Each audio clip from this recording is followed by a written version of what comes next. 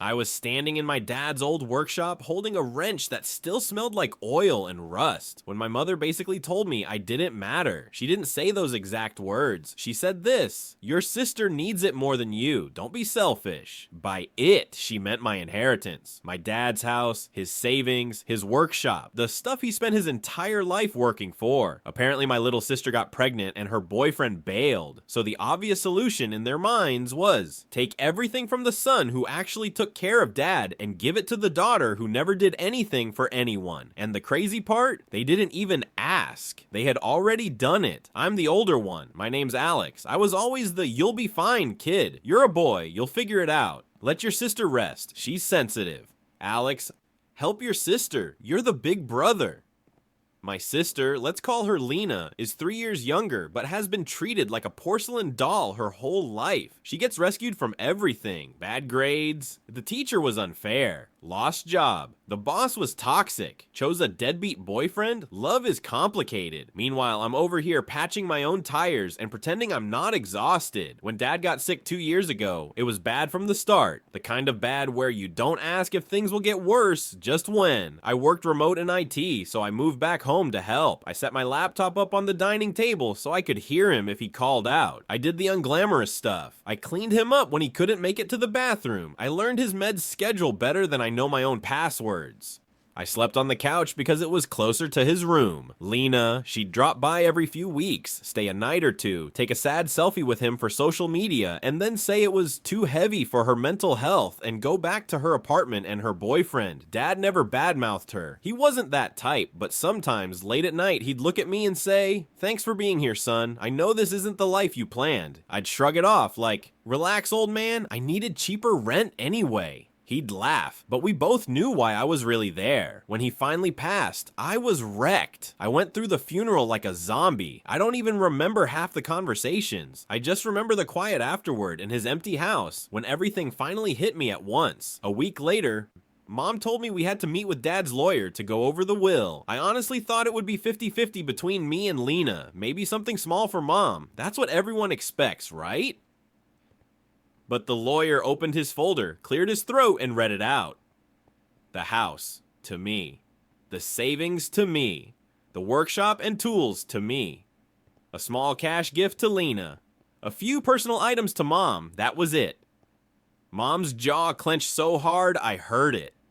Lena stared at the table, then at me, like I'd hacked into Dad's brain and edited the will. I didn't ask for this. I didn't beg him. I didn't even know what he wrote. But Mom decided instantly this was my fault. As soon as we were out of the office, she lit into me. "You manipulated him. He wasn't thinking straight. You took advantage," I told her. "He signed that before he got really sick, Mom." She didn't care. Lena stayed quiet that day, but I could see the resentment. She's always been able to cry on command, and you could practically see the tears loading in the background. I moved into the house officially a week later. I fixed stuff, replaced broken tiles, cleared out expired food from the fridge, paid the property taxes with money I'd saved. It was finally starting to feel like a home again, not just a hospital in disguise.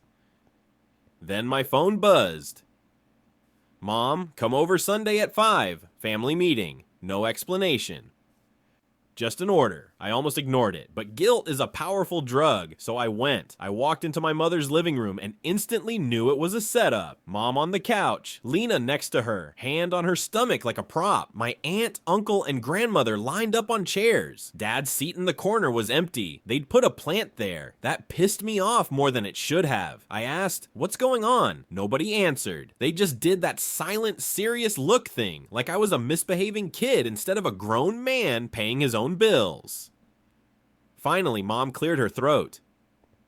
"Your sister has something to tell you." Lena sighed dramatically. "Jason left. I'm pregnant. I can't work. My rent is due. I'm scared, Alex." Everyone made soft, sympathetic noises, like a studio audience. I waited. I knew the punchline was coming. Mom said, "We've decided as a family that Lena needs stability. She's having a baby. She can't be out there alone. You've always been strong. You're young. You can start over." I said, "And what does that mean exactly?" My uncle spoke up like he'd been rehearsing. "It means the inheritance has been rebalanced to be more fair." "Rebalanced," he says, like it's a spreadsheet. Mom took over. We moved your father's savings to a joint account for Lena and the baby. We're arranging for the house to be transferred into her name. You can stay there for a little while, of course, but you should start looking for an apartment, maybe closer to work. You have a month. I laughed. A real ugly, disbelieving laugh. That's not how any of this works, I said. Mom rolled her eyes. Your father was biased. He favored you because you were here when he was sick. That's not Lena's fault. We're fixing it. We talked to someone who knows about these things. Yeah. A Facebook lawyer, probably. Lena finally chimed in. You're a guy, Alex. You don't need a big house. I'm going to be a single mom. I need it. You can just rent. You'll be fine. There it was, the line. Because being male apparently means I function off Wi-Fi and vibes alone. So I'm supposed to hand over the house Dad died in, the one I took care of him in, because I have a Y chromosome? I said.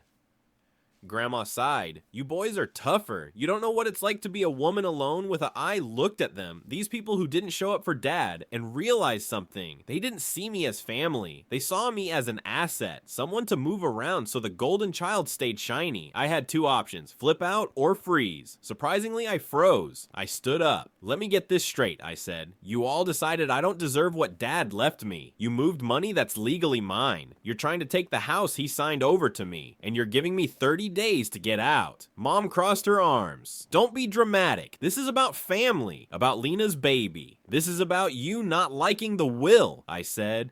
She gave me that look, tight lips, narrowed eyes. You're being ungrateful. If your father could see you, if Dad could see this, I cut in, he'd haunt every one of you before he'd ever be disappointed in me. Silence. My aunt whispered, that's enough. No, I said. You know what's enough? Me. I'm done. I grabbed my keys. Mom snapped, we're not finished talking.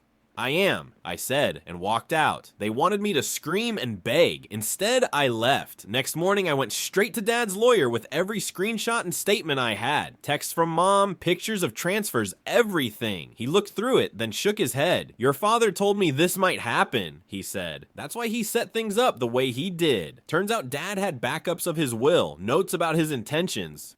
Even a recording of him explaining why he left what to whom. Everything was airtight, what my family did, not just shady, illegal, fraud, forged signatures, unauthorized transfers. The lawyer asked, do you want to go all the way with this? For a second, some tiny part of me hesitated. They're still my family, right? Mom changed my diapers. I used to push Lena on the swing, but then I remembered her saying, we're fixing the will. And Lena saying, you're a guy, you'll be fine. I looked the lawyer in the eye and said, do whatever you have to do to put everything back the way Dad intended. No more, no less. He nodded. Then that's what we'll do. Weeks later, my phone lit up like a Christmas tree. How could you do this to your own mother? Your sister is pregnant, you monster. You're tearing this family apart, Mom called, screaming. You got lawyers involved? We are family. I kept my voice calm. No, I said. Family doesn't steal from each other and expect silence. It was for your sister, she shouted. For your niece or nephew. You're punishing a baby. No, I repeated. You used a baby as an excuse to rob me. There's a difference. She tried the classic line. I am still your mother. You stopped acting like it the moment you decided my life was expendable, I said. You chose your favorite. I'm just choosing myself. She went quiet, then hissed. You're dead to me.